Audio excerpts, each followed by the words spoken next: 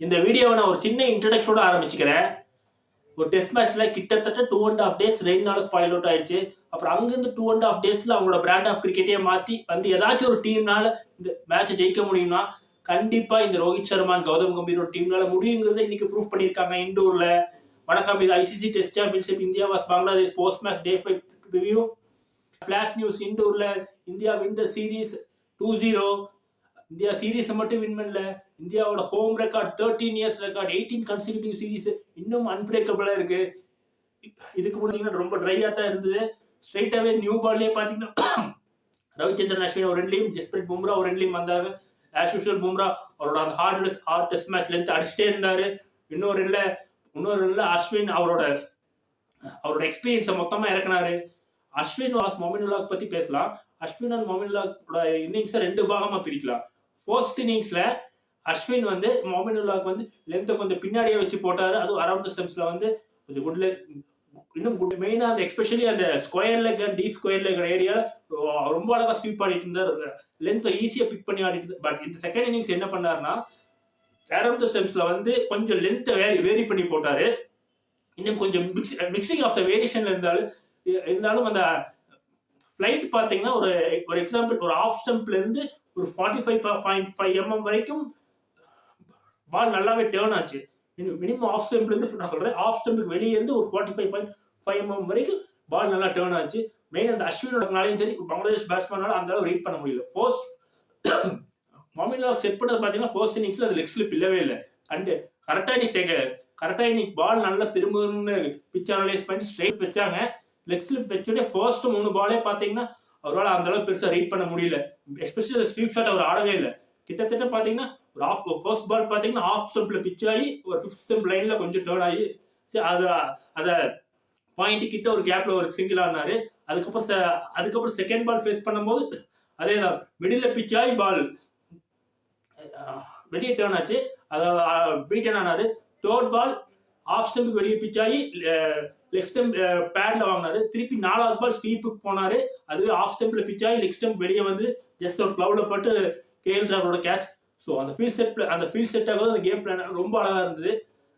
அதுக்கப்புறம் ஷாண்டோவும் ஷடாம் இஸ்லாம் கொஞ்சம் இன்னிங்ஸை கொஞ்சம் நல்லா பில்ட் பண்ணி கொண்டு போயிட்டு இருந்தாங்க. பட் கொஞ்சம் நல்லா கொண்டு போய் 90-4 இருக்கும்போது ஆல்மோஸ்ட் அந்த 50 ரன் பார்சன்டேஜ் 60-65 கொண்டு வந்தாங்க. ஒரு கேம் ஒரு பங்களாதேஷ் இந்தியாவுக்கு ஒரு சின்ன ஒரு டெஸ்ட் கொடுப்பாங்களா மாதிரி எல்லாம் பேசிட்டு இருந்தோம். பட் எஸ்பெஷலி அஸ்வின் ஆனதா இருக்கட்டும், ஒரு ஆகாஷ் தீப் ஆனதா இருக்கட்டும், ஒரு சிராஜ் ஆனதா ஒரு நல்ல ஷாட்ஸ் ஆடினாங்க. பட் கடைசியில என்ன ஆச்சுன்னா அந்த ரவீந்திர ஜடேஜா ஆம்பாலுக்கு ஷாண்டோ சிக்கிட்டாரு.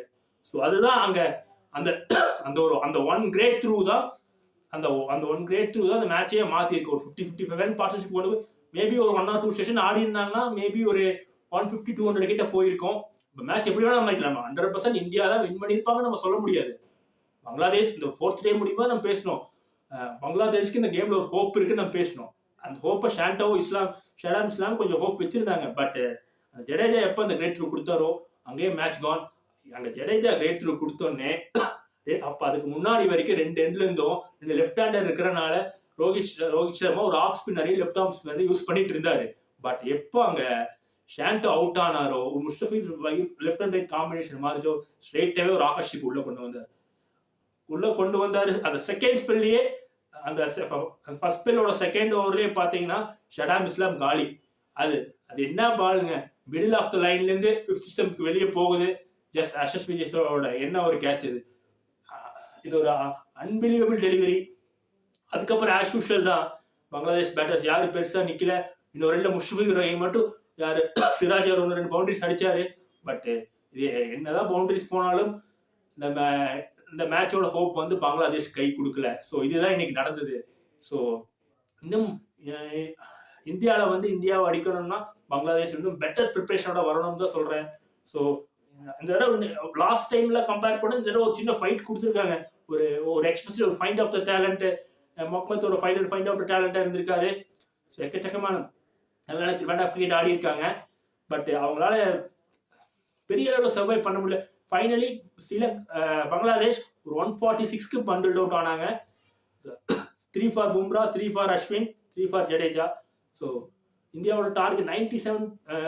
ஃபர்ஸ்ட் நியூ பாலே ஒரு ஷகிப் அல் ஹசனும் மெஹ்டி ஹசனும் வந்தாங்க. ஏன்னா விக்கெட்ல நல்ல டேர்ன் இருந்தங்காட்டி, நான் சொன்ன மாதிரி ஆஃப் ஸ்டெம்புக்கு வெளியே இருந்து 5.5 மெம்பருக்கு நல்ல டேர்ன் இருக்குங்காட்டி, ஸோ விக்கெட்ல அந்த ரஃப்லே மேக்ஸிமம் போட முடியாது. 2 பேரும் நல்லா போட்டாங்க நியூ பால்ல.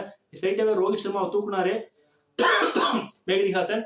அந்த மேக்ஸிமம் அந்த ரஃப்லே பிச் பண்ணாங்க. பட் இருந்தாலும் இன்ஆஃப் இல்லாதனால ஒரு இந்த டோட்டல் அவங்களுக்கு 10. ஸோ எஸ்எஸ்வி ஜெய்ஸ்வால் ரொம்பவே அட்டாக் பண்ணாரு. ஒரு மெஹ்டி ஹசனையா இருக்கட்டும், ஒரு ஷகிப் அல் ஹசன் நல்லாவே அட்டாக் பண்ணாரு. இந்த ஃபாஸ்ட் பவுலர்ஸ் செகண்ட் இன்னிங்ஸ் போடவே இல்லை, நல்லா அட்டாக் பண்ணாரு. எஸ்எஸ்வி 50 அடிச்சிருக்காரு. இந்த அவரோட கரியர்லயே இது வரைக்கும் எந்த ஒரு பிளேயர் அந்த ஒரு ரெக்கார்ட் பண்ணதில்லை.